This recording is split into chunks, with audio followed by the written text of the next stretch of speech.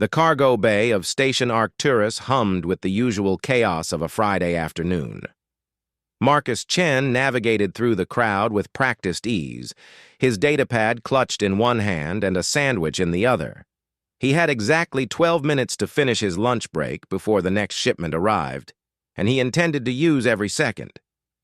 The station served as humanity's primary trading hub in the Outer Rim, a sprawling metal construct that housed over 50 different species at any given time. Marcus had been working here for 3 years as a logistics coordinator, and he thought he'd seen everything. Tall aliens, short aliens, aliens with too many eyes, aliens with no eyes at all. The diversity no longer surprised him. He was reviewing the manifest for the afternoon deliveries when someone called his name. Marcus turned, still walking, still reading. That was his first mistake. His boot came down on something that definitely wasn't floor. It was thick, scaly, and it moved. A shriek pierced the air, sharp enough to make his ears ring. Marcus stumbled backward, his sandwich flying from his hand, his datapad clattering to the deck. Before him stood a Draconii female, and she was furious. Her reptilian features were twisted in pain and anger, her golden eyes blazing with an intensity that made Marcus's blood run cold. She was tall, nearly 7 feet, with deep purple scales that shimmered under the station's lights. But what caught his attention was her tail, the thick appendage he'd apparently just stepped on with his full weight. "You clumsy mammal!" she hissed, her voice carrying the distinctive clicking undertone of her species. "Do you have any idea what you've done?" Marcus raised his hands in a placating gesture, his heart hammering in his chest. "I'm so sorry. I wasn't looking where I was going. Are you hurt? Do you need medical attention?" The Draconii female drew herself up to her full height. Her crest flaring in what Marcus had learned was a sign of extreme agitation. A crowd was beginning to form around them, station personnel and traders alike drawn by the commotion. "Hurt! Hurt!" Her tail lashed behind her, and people scrambled to get out of its way. "You've insulted me in the most grievous manner possible. Do you know who I am?" Marcus shook his head, genuinely confused. He dealt with dozens of species every day, but he couldn't recall seeing this particular Draconii before. She was dressed in what looked like formal attire, deep crimson robes adorned with intricate silver patterns that suggested wealth or status. Maybe both. "I am Princess Sirath of the Draconii Royal House," she declared, and Marcus felt his stomach drop. "Daughter of King Vexar, heir to the Crimson Throne, and you have committed the highest offense possible against my person." The crowd gasped collectively. Even Marcus, who admittedly didn't know much about Draconii culture beyond the basic trading protocols, understood that this was bad. Really bad. "Your Highness," he began, trying to keep his voice steady, "I sincerely apologize. It was completely unintentional. Please, tell me how I can make this right." Princess Sirath's eyes narrowed. "Make this right? Among my people, stepping on another's tail is a challenge to mortal combat. It's an insult that can only be washed away with blood." Marcus felt the color drain from his face. "Combat? But I didn't mean to challenge you. It was an accident." "Intent matters not," she said coldly. "The act has been committed. Witnesses have seen." She gestured to the gathered crowd, many of whom were now whispering urgently to each other. "According to the ancient laws of my people, you must either face me in combat or be declared coward and criminal. Either way, a diplomatic incident is now unavoidable." This couldn't be happening. Marcus had stepped on someone's tail, and now he was facing death or disgrace. He looked around desperately, hoping to see his supervisor, someone from station security, anyone who could help defuse this situation. Instead, he saw only curious faces and data pads being raised to record the confrontation. "Princess Sirath," a new voice called out. An older Draconii male pushed through the crowd, his scales a deeper shade of purple, his bearing suggesting authority. "Perhaps we should discuss this matter in private?" Ambassador Korath, the princess acknowledged with a slight nod. This human has insulted me publicly. The matter must be resolved publicly. The ambassador, for that's clearly what he was, turned his attention to Marcus. His expression was grave, but not unkind. Human, what is your name? Marcus Chen, sir. I'm a logistics coordinator here on the station. Marcus Chen, Ambassador Korath repeated carefully. You find yourself in a most unfortunate situation. Among the Draconi, the tail is sacred. It's a symbol of our strength, our heritage, our very identity. To step upon it, whether by accident or design, is to declare that you hold the owner in contempt. Marcus swallowed hard. I hold no one in contempt. I was reading while walking, which was stupid but not malicious. Isn't there some way to resolve this without violence? The ambassador exchanged a look with Princess Sirath. The laws are ancient and clear. However, you are not Draconi. You couldn't have known our customs. Princess, perhaps we could— The law applies to all who interact with our people, Sirath interrupted. If we make exceptions, we show weakness. My father would never approve. Your father, the ambassador said carefully, is also known for his wisdom and his desire to maintain good relations with humanity. Perhaps we should contact him before any irreversible decisions are made. Princess Sirath's tail lashed again, but Marcus could see her wavering. Good relations with humanity probably meant trade agreements, diplomatic treaties, things that even a princess couldn't casually endanger. Very well, she said finally. We shall present the matter to my father. But make no mistake, human. You will answer for this insult one way or another. The ambassador gestured for Marcus to follow him. Come, we'll use the diplomatic channels. And you, he added to the crowd. This matter is now officially under diplomatic review. No recordings are to be distributed. Is that understood? The crowd reluctantly began to disperse, though Marcus could hear the whispers spreading like wildfire. By the end of the shift, everyone on the station would know about the human who'd stepped on a princess's tail.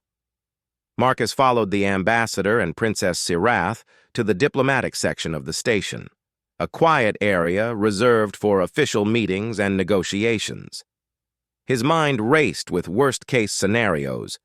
Would he be arrested, deported, executed? He'd heard stories about interspecies incidents going wrong, but he'd never imagined he'd be at the center of one. They entered a conference room with a large view screen on one wall. Ambassador Korath activated it and began entering a communication code. Princess Sirath stood off to one side, her arms crossed, her tail still twitching with agitation. Marcus stood near the door, unsure if he should sit or stand, speak or remain silent.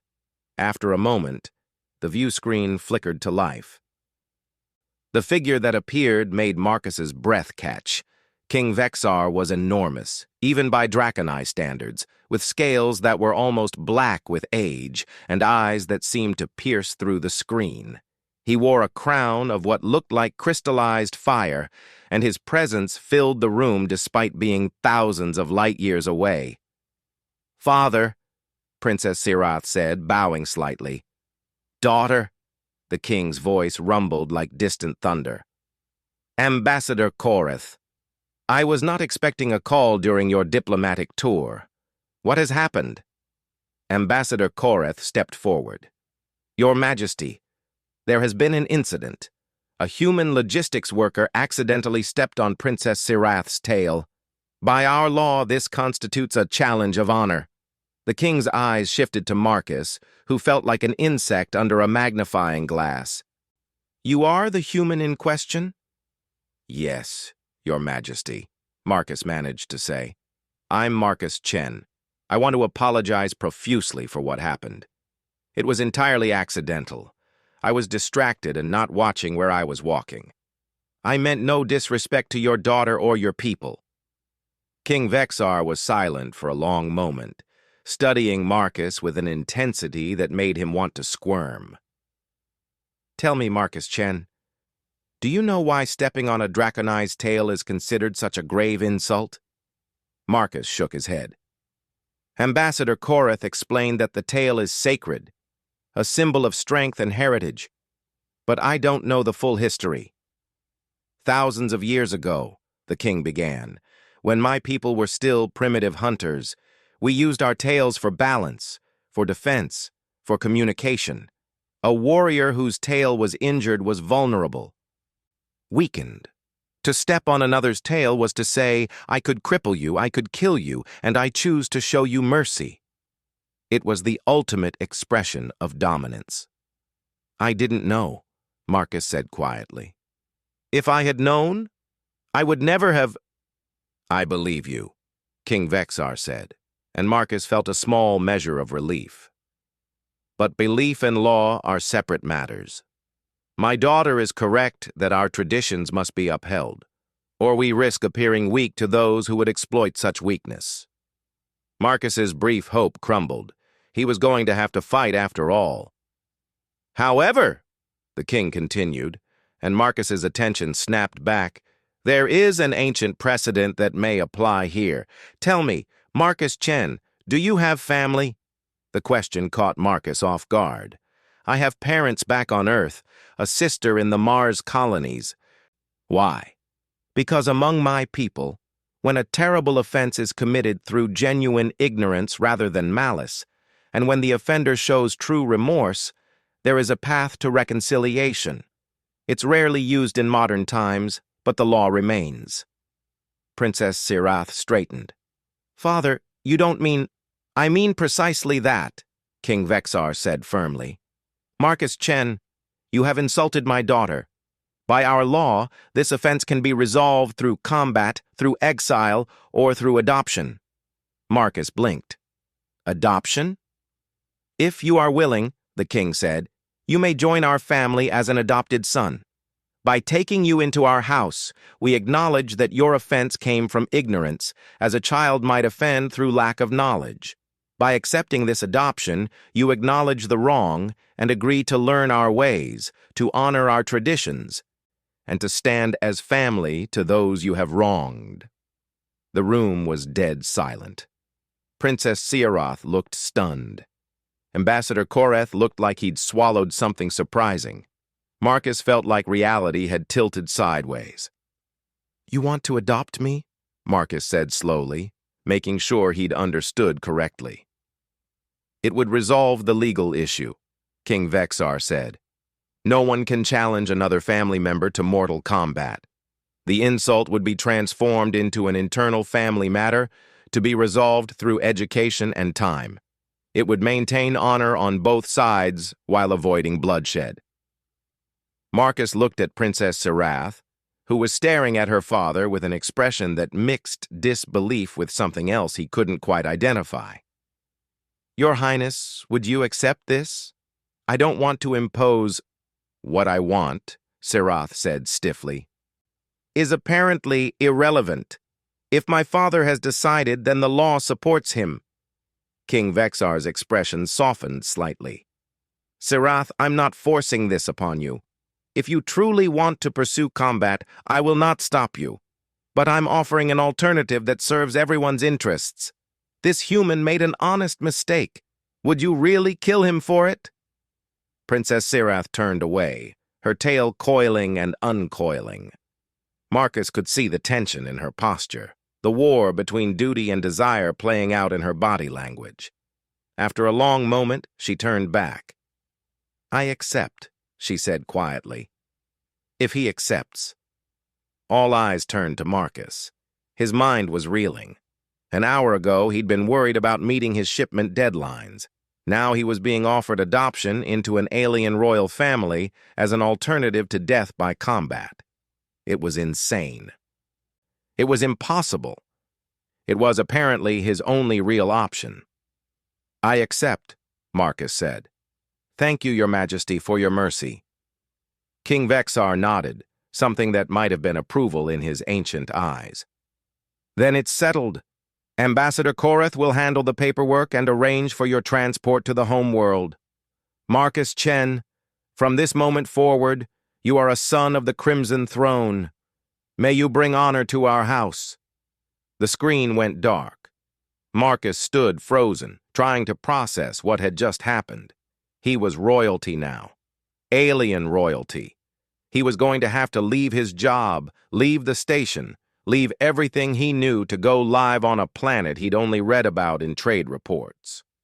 "Well," Ambassador Korath said into the silence, "that was unexpected, but His Majesty is wise. This solution satisfies all parties and maintains the alliance between our peoples." He turned to Marcus. "You'll need to settle your affairs here quickly. We leave for the homeworld in 3 days." 3 days. Marcus had 3 days to completely upend his life. He looked at Princess Serath, his new sister, apparently. She was still standing with her back to him, her posture rigid. "Princess," he said carefully, "I know this isn't what you wanted. I'll try to learn quickly and not be too much of a burden." She turned, and for the first time, he saw past the anger to the person beneath. She looked tired and frustrated, but not entirely hostile. "You're my brother now," she said, the words sounding strange in her mouth. "By law and by my father's word. I suppose we'll both have to adjust to that reality." It wasn't warm, but it wasn't a death threat either. Marcus decided to count that as a win. He'd stepped on a princess's tail and somehow ended up part of a royal family. If he lived long enough to tell this story, no one back on Earth would ever believe him. The Draconi homeworld of Draconis Prime hung in space like a jewel carved from emeralds and rubies. Marcus pressed his face against the viewport of the royal transport ship, watching as continents of deep green forests and red deserts rotated slowly below.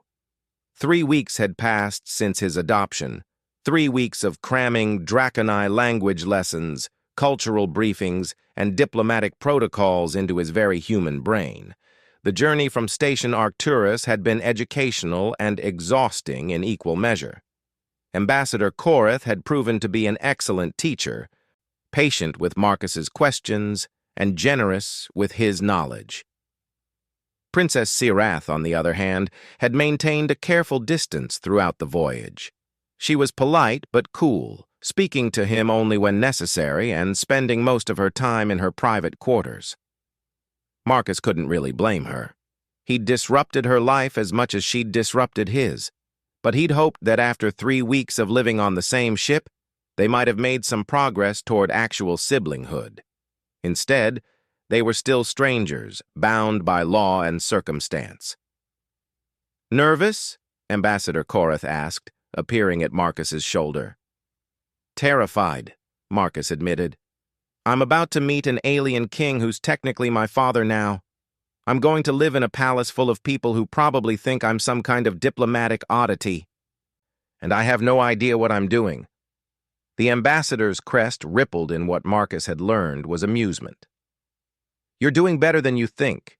You've learned the language basics. You understand the major cultural taboos, and you've shown respect throughout this process.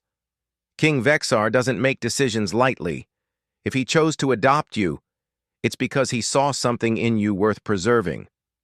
Or because it was politically convenient," Marcus said. "Perhaps both things can be true," Korath replied. "Politics and personal character aren't mutually exclusive, despite what cynics might claim."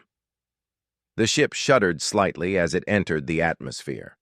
Marcus watched the ground rush up to meet them, revealing sprawling cities of crystalline towers and ancient stone fortresses. The capital city of Vexhara dominated the central continent, a massive urban center that blended cutting-edge technology with traditional architecture in a way that was uniquely Draconi. They landed at the Royal Spaceport, a facility that made Station Arcturus look like a frontier outpost. Honor guards in ceremonial armor lined the landing pad, their scales polished to a mirror shine, their tails held at attention. Marcus's stomach churned as the ship's ramp descended. "Remember," Ambassador Korath said quietly, "you bow to the king and queen, you keep your tail still. Oh, wait, you don't have one. Well, keep your arms at your sides unless invited to do otherwise. Speak when spoken to, and for the love of the ancestors, watch where you step." Marcus shot him a look. "Too soon." "Humor helps with nerves," the ambassador replied. But his eyes were kind. Princess Sirath descended the ramp first, moving with a grace that Marcus envied. He followed, trying not to trip over his own feet in front of what looked like half the royal court. The Draconi assembled to greet them were magnificent, their scales ranging from deep purples to vibrant reds, their formal robes shimmering with woven metals and precious stones. At the center of it all stood King Vexar. He was even more imposing in person than on the view screen, a mountain of muscle and scales with eyes that missed nothing. Beside him stood a female Draconi of similar age, her scales a deep burgundy, her crown smaller but no less impressive than the king's. Queen Sarisa, Marcus presumed. "Father, mother," Sirath said, bowing deeply. "I've returned." "Welcome home, daughter," King Vexar said, his voice carrying across the landing pad. Then his eyes shifted to Marcus. "And welcome, Marcus Chen, to your new home." Marcus bowed as he'd been taught, holding the position for exactly 3 seconds before straightening. "Your Majesty, Your Highness, thank you for receiving me. I'm honored to be welcomed into your house and will strive to be worthy of the trust you've placed in me." He'd practiced that speech with Ambassador Korath approximately 5,000 times during the journey. It still sounded rehearsed to his ears, but at least he didn't stumble over the formal dialect. Queen Sarisa stepped forward, and Marcus felt himself being examined with a mother's eye. She circled him slowly, her tail sweeping behind her, her expression thoughtful. Marcus stood perfectly still, fighting the urge to fidget. "He's small," she observed. "Humans are smaller than Draconi on average, my queen," Ambassador Korath supplied helpfully. "And soft," she continued, reaching out to touch Marcus's arm. "No scales, no natural armor. How do they survive?" "We're cleverer than we look," Marcus said before he could stop himself. Then he froze, realizing he'd just spoken out of turn to a queen. But Queen Sarisa's eyes sparkled with what might have been amusement. "Clever, you say? We shall see. A son who speaks his mind might be refreshing. We have enough courtiers who only tell us what we want to hear." King Vexar made a sound that was almost a laugh. "Indeed. Come, Marcus Chen, now Marcus of House Vexar. Let's get you settled before the official ceremonies begin. You must be tired from your journey."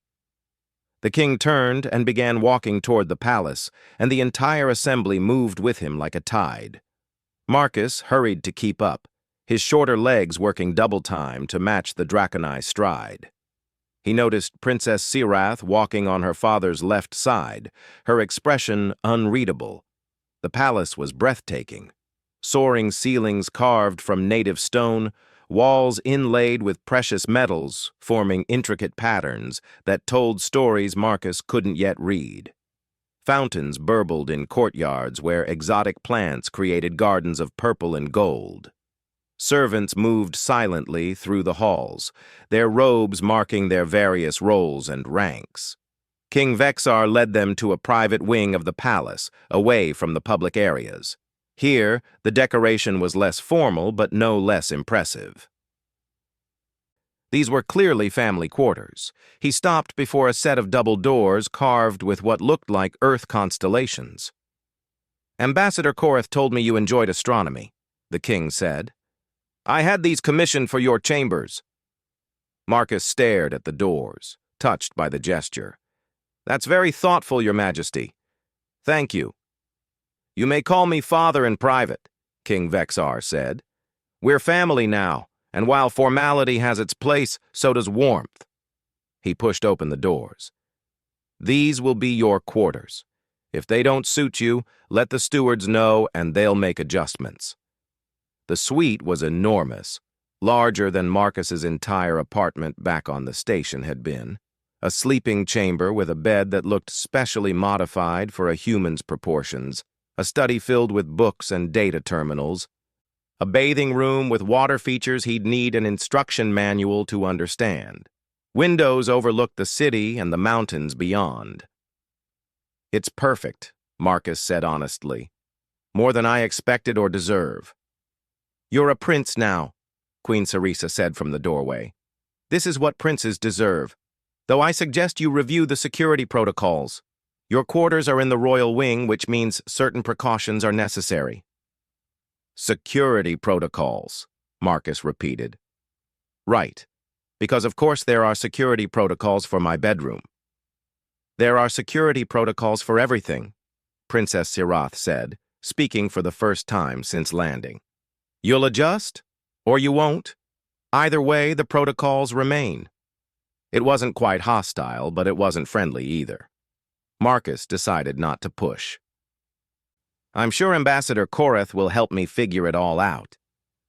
"Actually," the ambassador said, "my assignment was to deliver you safely to the homeworld. I return to my diplomatic duties tomorrow. Your education will fall to the royal tutors and your family." Marcus's stomach sank. He'd come to rely on Ambassador Korath as his guide to Draconai culture. The thought of navigating the palace without him was daunting. King Vexar must have seen something in Marcus's expression, because his voice softened slightly. "You won't be thrown into the deep water without a guide, Marcus. Sirath will help acclimate you to court life." Both Marcus and Sirath turned to stare at the king. "Father," Sirath began, "I'm not—" "You're his sister now," King Vexar interrupted gently but firmly. "And you know this palace, this court. These people better than anyone. Who better to teach him our ways?" Marcus could see the protest dying on Sirath's lips as duty warred with personal preference. Duty won, as he suspected it usually did with her. "As you command, father," she said stiffly. "I'm not commanding," the king said. "I'm asking. There's a difference." Sirath's tail twitched, a sign of agitation Marcus had learned to recognize. "Then I accept your request, father. I'll ensure Marcus learns what he needs to know." The lack of enthusiasm was almost comical. Marcus would have laughed if the situation weren't so awkward. Instead, he tried for diplomacy. "I appreciate any help you can offer, Princess. I know this isn't what you signed up for." "None of this is what any of us signed up for," Sirath replied. "But here we are." Queen Sarisa intervened smoothly. "Perhaps we should let Marcus rest before the evening meal. The formal introduction to the court can wait until tomorrow. Tonight we dine as family." Family. The word still felt strange, applied to these towering aliens with their scales and tails and ancient customs. But Marcus nodded gratefully. "Thank you. I could use some time to process everything." The royal family filed out, leaving Marcus alone in his new quarters. He walked to the window and looked out over the alien city that was somehow supposed to become home. Lights were beginning to twinkle as evening approached, the sun setting in a blaze of orange and purple that Earth's sunsets never quite matched. A soft chime announced a visitor. Marcus turned to find a young Draconai female standing in his doorway, her scales a soft blue-green, her robes marking her as a palace servant. "Prince Marcus," she said with a bow, "I'm Tessa, assigned to assist you with your needs. If you require anything, you need only ask." "Thank you, Tessa," Marcus said. "I'm still figuring out what I need, to be honest. This is all very new." "Of course, Your Highness. Perhaps I could start by showing you how the bathing facilities work. They're designed for Draconai anatomy, so some adaptations might be necessary." Marcus laughed, feeling some of the tension leave his shoulders. "That would be extremely helpful, thank you. I was staring at what I think is a water temperature control and wondering if I was about to accidentally trigger a security alarm." Tessa's crest rippled with amusement. "A common concern for newcomers, Your Highness." "Let me show you." As she guided him through the various controls and features of his new quarters, Marcus found himself relaxing slightly. Maybe this wouldn't be completely impossible. He had a teacher, even if she wasn't enthusiastic about the role. He had servants to help with the practical matters. And he had a family, however strange and intimidating, who seemed willing to give him a chance. The evening meal was held in a private dining room, far more intimate than Marcus had expected. The table was only large enough for 6, and only 4 chairs were occupied. King Vexar sat at the head with Queen Sarisa on his right and Princess Sirath on his left. Marcus had been placed next to Sirath, which he suspected was deliberate. The food was interesting. Some dishes were familiar, imported from human space as a courtesy to their new family member. Others were distinctly Draconi, with flavors and textures that Marcus's palate had to work to understand. He tried everything, figuring it was the polite thing to do, even when one dish tasted disturbingly like burnt rubber. "You don't have to eat that," Sirath said quietly, watching him struggle with what looked like a purple vegetable. "It's creche root. Most humans find it unpalatable." "I'm trying to be open-minded," Marcus replied, swallowing with difficulty, "though I admit that one is challenging." "Cultural exchange goes both ways," Queen Sarisa observed. "We shouldn't expect you to adopt all our customs without question. You're human, Marcus. That's not something to apologize for. Though learning to appreciate creche root would make formal dinners easier," King Vexar added with what might have been a smile. "The nobility serve it at every major function." "Then I'll keep practicing," Marcus said gamely. "I've eaten worse things in station cafeterias." That got an actual laugh from the Queen. The conversation drifted to lighter topics after that. King Vexar asked about life on Station Arcturus, genuinely curious about humanity's trading operations. Marcus found himself relaxing, talking about his work, about the various species he'd encountered, about the daily chaos of managing shipments and schedules. "You enjoyed the work?" Queen Sarisa observed. "I can hear it in your voice." Marcus nodded. "I did. It was straightforward. Problems had solutions. If a shipment was delayed, you found another route or rescheduled. Nothing personal, just logistics."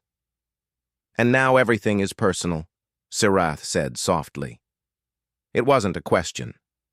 "Yeah," Marcus agreed. "Now everything is very personal. I'm still trying to figure out how I ended up here." "You stepped on my tail," Sirath said, and for the first time, there was a hint of humor in her voice. "That's how you ended up here, by being clumsy and distracted." "In my defense," Marcus said, "it's a very impressive tale. Easy to miss if you're not paying attention." King Vexar choked slightly on his drink. Queen Sarisa's eyes went wide. Princess Sirath stared at Marcus with an expression he couldn't quite read. Then Sirath laughed. It was brief, quickly stifled, but it was genuine. "You're either very brave or very foolish to joke about that particular incident." "Probably both," Marcus admitted. "But if we're going to be family, we might as well find humor where we can. Otherwise, this situation is just tragic." "Humor is a good survival strategy," King Vexar said approvingly. "I think you'll do well here, Marcus Chen. You have the flexibility to adapt, and adaptation is the key to survival in any environment." The meal continued, the atmosphere gradually warming. By the time dessert arrived, Marcus felt like he might actually have a chance at making this work. He caught Sirath watching him once or twice, her expression thoughtful rather than hostile. Progress, he decided. Small, but real. 6 months had passed since Marcus stepped off the royal transport and into his new life. 6 months of intensive language study, cultural immersion, diplomatic training, and what felt like an endless series of formal events where he was paraded before the Draconi nobility like an exotic curiosity. He'd gotten better at it, learned to bow at the right moments and use the correct honorifics, but he still felt like he was performing rather than living. The morning started like most others. Tessa woke him before dawn for physical training with the Royal Guard. King Vexar had insisted that Marcus learn to defend himself, partly for practical reasons, and partly because combat training was a traditional part of any Draconai prince's education. The fact that Marcus was half the size of his instructors and lacked natural weapons like claws or a tail made the training challenging, to say the least. He'd just finished a particularly brutal sparring session when Sarath appeared at the training grounds entrance. She watched him catch his breath, her expression unreadable as always. "You're getting better," she observed.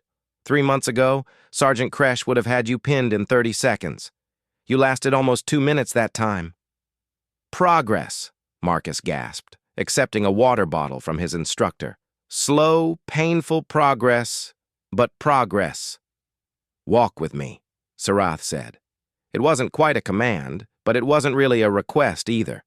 Marcus had learned that this was how she communicated, always somewhere between formal and familiar, never quite comfortable with either role. They walked through the palace gardens, following a path that wound between flowering plants that released sweet scents into the morning air. Dawn was breaking over the mountains, painting the sky in shades of gold and crimson. It was beautiful in a way that still caught Marcus off guard sometimes. "Father wants you to attend the sector summit next week," Sirath said without preamble. "As an official representative of House Vexar." Marcus stumbled slightly. "The sector summit? That's where all the major powers negotiate trade agreements and territorial disputes. I'm not ready for something that significant."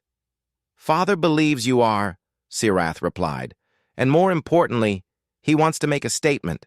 By bringing you, he's declaring to the other powers that humanity's alliance with the Draconai is more than just a treaty on paper. It's family." "Political theater," Marcus said, not quite managing to keep the bitterness out of his voice. Sarath stopped walking and turned to face him. "Is that what you think this is, theater?" Marcus met her gaze, seeing the challenge there. Over the past months, his relationship with Sarath had evolved from hostile to cautiously cordial. They trained together sometimes, ate meals together when duty required it, and occasionally had conversations that felt almost genuine. But there was still a distance between them, a wall that neither seemed able or willing to completely break down. "I don't know what to think," Marcus admitted. "Some days I feel like I'm genuinely becoming part of this family. Other days I feel like a political tool being used to strengthen an alliance. Both things can be true, I suppose." "They can," Sarath agreed. She resumed walking, and Marcus fell into step beside her. "My father adopted you for political reasons, yes, but that doesn't mean his affection is false. He's capable of caring about both the kingdom and the individual. It's what makes him a good king." "And you?" Marcus asked quietly. "Do you care about the individual or the political tool?" Sirath was silent for a long moment. They reached a fountain at the center of the garden, water cascading over carved stone dragons that reminded Marcus uncomfortably of his first encounter with the princess. She sat on the fountain's edge, her tail coiling beside her. "When you first stepped on my tail," she began, "I was furious.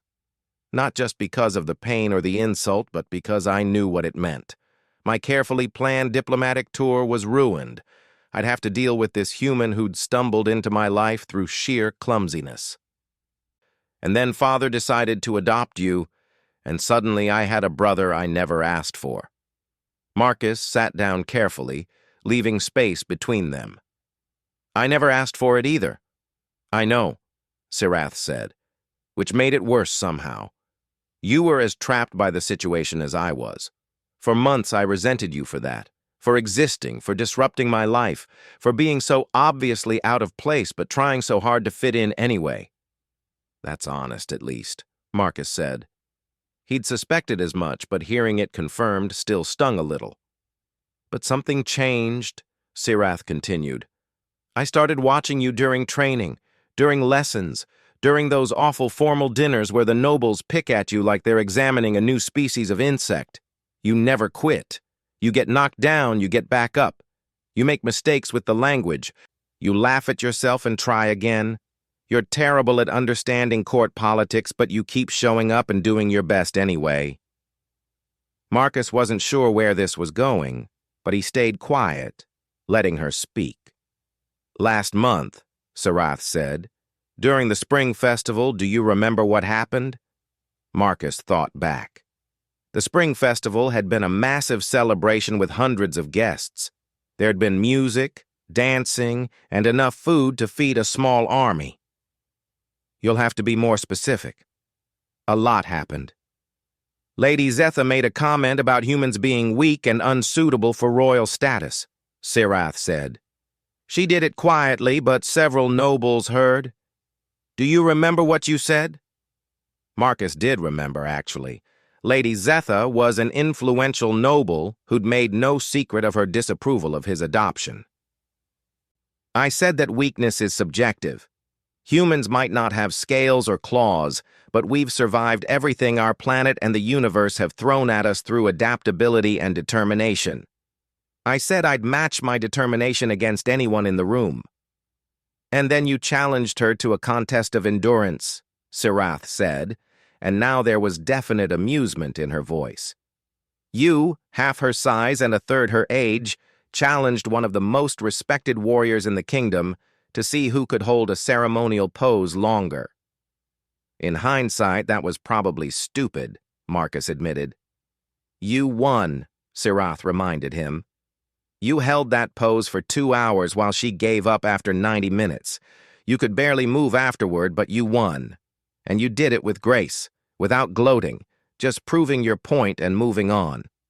Marcus shrugged. She insulted humanity. I couldn't let that stand.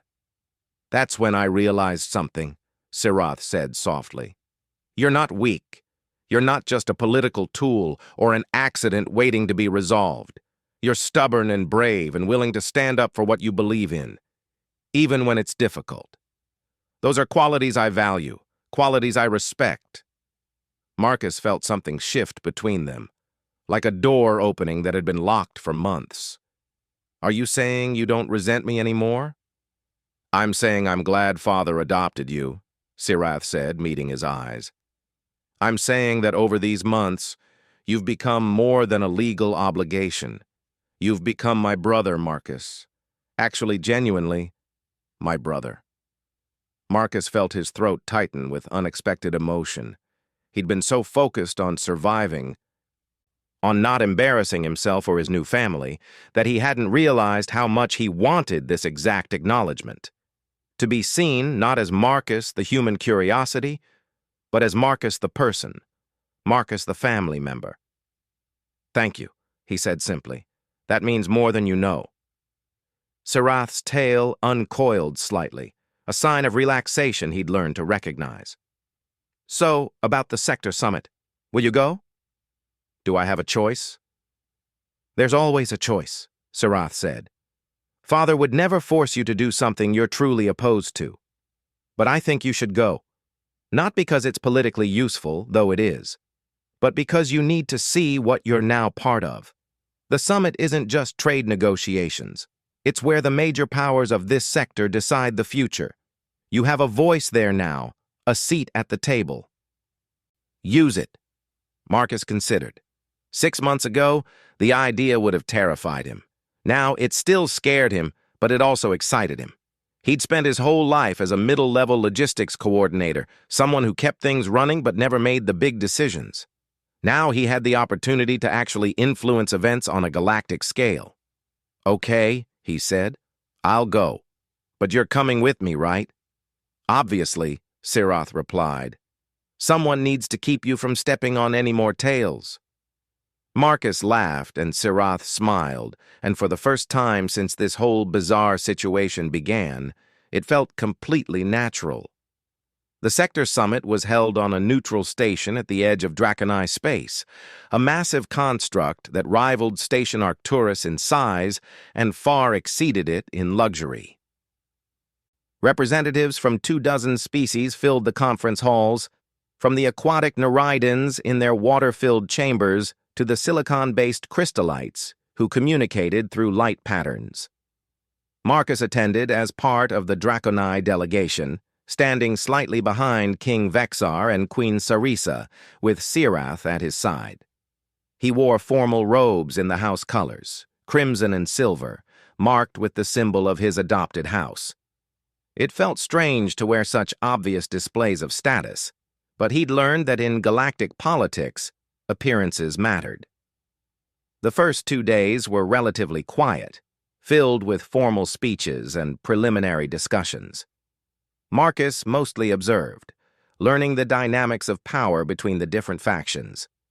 He noticed how the trade consortiums jockeyed for favorable positions, how old grievances simmered beneath polite language, how alliances shifted like sand beneath the surface of diplomatic courtesy.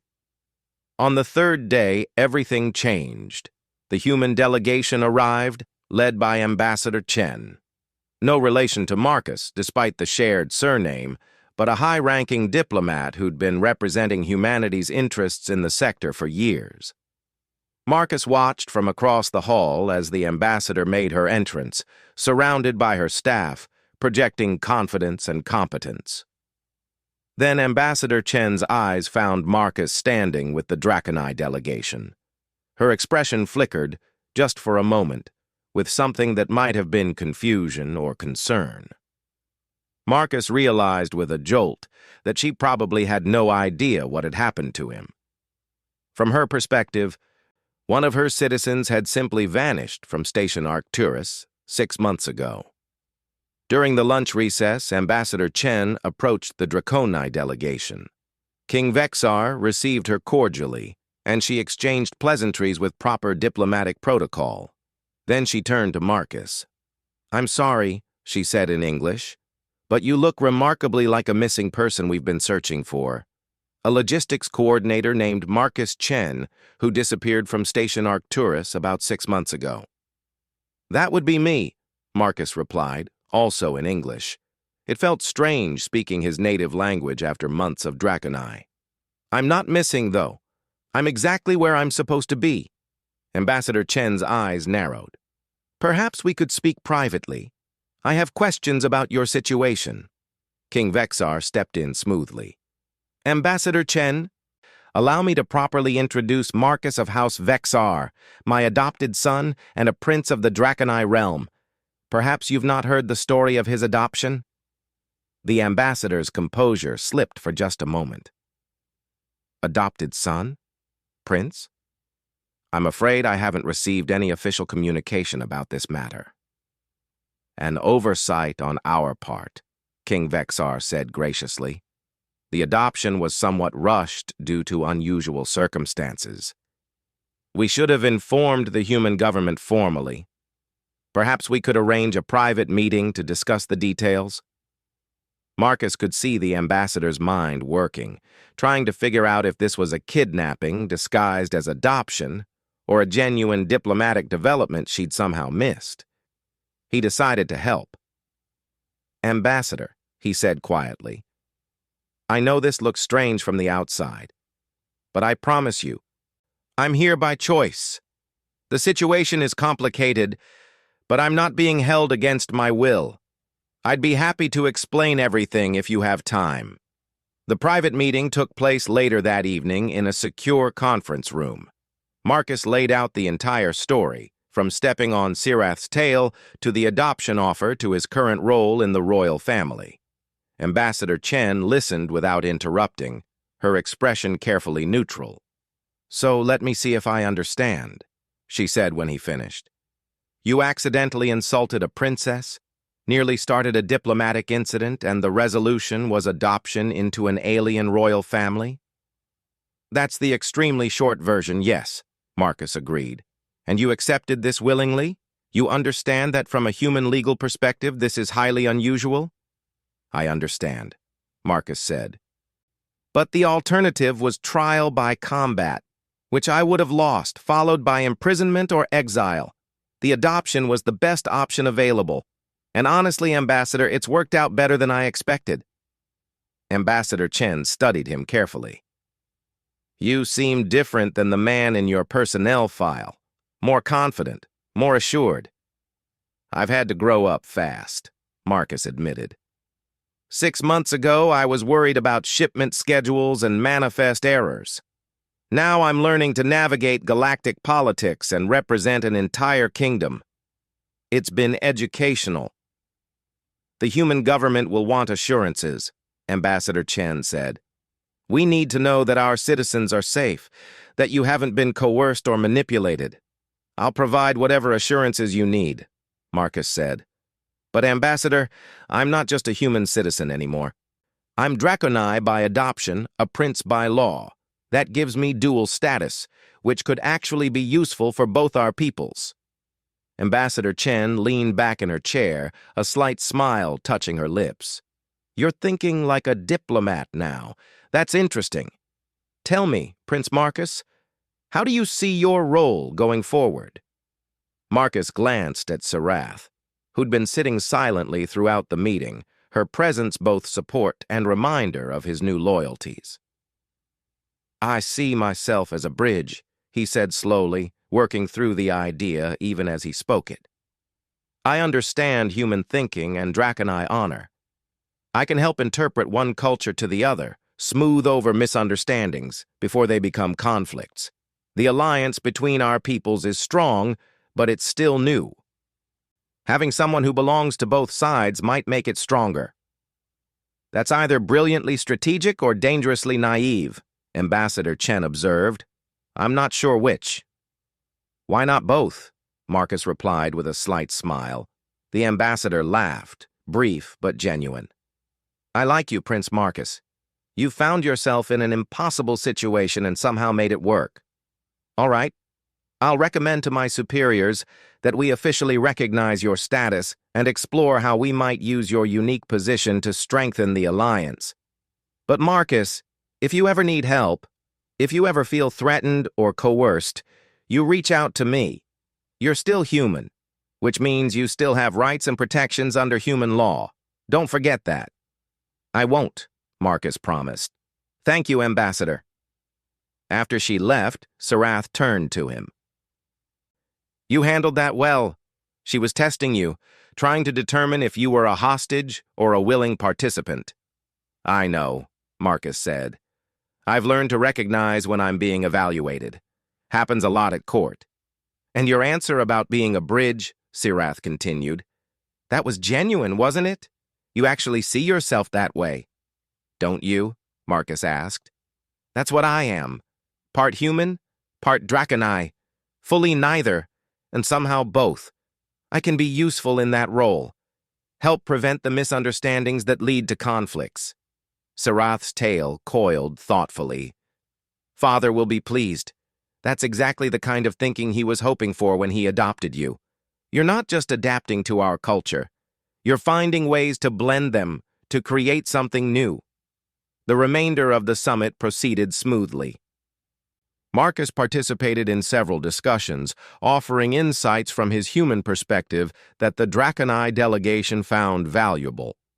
He helped smooth over a minor dispute between human traders and Draconi merchants, finding a compromise that satisfied both sides by understanding where each was really coming from. By the time they returned to Draconis Prime, Marcus felt like he'd finally found his place. Not just in the royal family, but in the broader scope of galactic politics. He had a role, a purpose, something that went beyond survival and adaptation. The palace felt different when he returned, or maybe he was different. The halls that had once seemed intimidating now felt familiar. The servants who'd once treated him as a curiosity now greeted him with genuine respect. Even the nobles at court, most of them anyway, seemed to accept his presence as normal rather than exceptional. He was in his quarters, reviewing documents for an upcoming trade negotiation, when Sarath appeared at his door. She'd taken to visiting more frequently, sometimes for official business, but often just to talk. They'd become actual siblings over the months, the kind who argued and teased and supported each other without needing an excuse. Father wants to see you, she said, in his private study. Marcus set aside his datapad and followed her through the palace. King Vexar's private study was a room Marcus had only been in a handful of times, reserved for family matters and sensitive discussions. The king was standing by the window when they entered, looking out over the city. "Marcus," he said without turning, "how do you feel you performed at the summit?" "Adequately, I hope," Marcus replied carefully. "I'm still learning, but I think I contributed something useful." "You exceeded expectations," King Vexar said, finally turning to face him. Ambassador Koreth's reports were glowing. You navigated complex situations with intelligence and tact. You found solutions where others saw only problems. Most importantly, you represented this house with honor. Thank you, Your Maj. Father, Marcus corrected himself. King Vexar smiled slightly at the correction. I adopted you to solve a political problem and avoid bloodshed. That was my primary motivation, and I won't pretend otherwise. But Marcus, something unexpected happened. You became more than a solution to a problem. You became my son, truly. Not just legally, but in my heart. Marcus felt his eyes sting with sudden emotion. Father, Let me finish, the king said gently. When I look at you, I don't see a human playing at being Draconi. I see someone who's found a way to be both, who's carved out a unique place in our family and our kingdom. You make us better by being here. That's what family should do. Sarath stepped forward. What Father is trying to say, in his typically roundabout way, is that we love you, not because law requires it, but because you've earned it. Marcus looked between them, these aliens who'd become his family in the most unexpected way. I love you too, he said, and realized it was completely true. All of you. This wasn't the life I planned or expected, but I can't imagine being anywhere else now. King Vexar placed a massive hand on Marcus's shoulder, careful not to use too much of his strength. Then it's settled. You're home, Marcus. Truly home. Marcus thought back to that moment on Station Arcturus, rushing through the cargo bay with a sandwich in one hand and a datapad in the other, too distracted to watch where he was stepping. One careless moment had changed his entire life, had taken him from anonymous logistics coordinator to alien prince, from solitude to family. He'd stepped on a princess's tail and somehow gained a father, a mother, a sister, and an entire kingdom. If someone had told him 6 months ago that this would be his life, he would have thought they were insane. But standing here in the palace, surrounded by family, Marcus couldn't call it anything but destiny. Sometimes the best paths are the ones we stumble onto by accident. Sometimes the greatest families are the ones we never expected to join. And sometimes, stepping on someone's tail is the first step towards something extraordinary. Marcus smiled at his father and sister, at his family, and knew he was exactly where he was meant to be. Home wasn't Earth anymore. Home was here, with the people who'd taken a lost human and made him a prince, who'd turned accident into opportunity and obligation into love. He'd stepped on her tail, and the alien king called him son. It was the strangest story Marcus had ever been part of, but it was his story, and he wouldn't change a single moment of it.